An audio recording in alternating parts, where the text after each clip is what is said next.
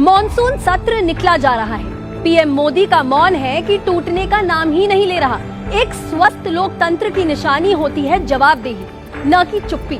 आखिर ऐसी कौन सी वजह है कि संसद से बाहर राजनीति करने के लिए तो मोदी जी खूब बोलते हैं, मगर संसद में जब जरूरी मुद्दों पर बोलना होता है तो चुप्पी की मूरत बन जाते हैं। साहिब दिल्ली से गुजरात जा रहे हैं, राजस्थान जा रहे हैं, कविता भी गुनगुना रहे हैं, मगर संसद में आने से कतरा रहे हैं। साहिब रेल मंत्री की जगह ट्रेन को झंडा दिखाने पहुंच जाते हैं। विदेश मंत्री की जगह खुद ही करोड़ों खर्च कर विदेश यात्रा कराते हैं। स्वास्थ्य मंत्री की जगह खुद ही कोविड से बचने की सलाह देने टीवी पर आ जाते हैं।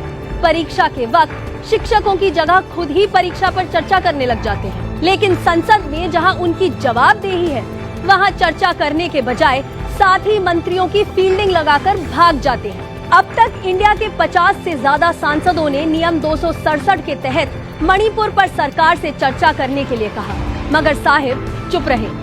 तभी से चुप हैं। मणिपुर में 85 दिनों से चल रही हिंसा पर बयान देने को कहा गया तो साहिब चुप हो गए। इस डर की भी कुछ खास वजह है।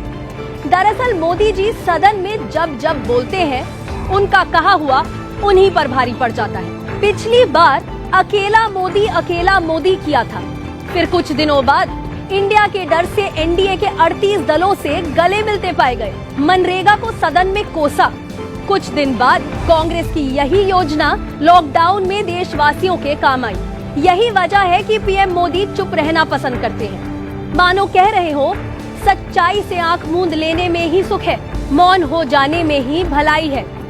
इसलिए मोदी जी को डर लगता है संसद में आने से, कुछ बोलने या कुछ कहने से, क्योंकि उन्हें डर है कि उनका झूठ हर बार की तरह इस बार भी पकड़ लिया जाएगा। मोदी जी, आप चुप रहिए या बोलिए, अब जनता भी आपकी इस चुप्पी को जान चुकी है। त्रस्त जनता यही कह रही है, अब बहुत हुआ ये अत्याचार, नहीं चाहिए कायर मोदी सरकार।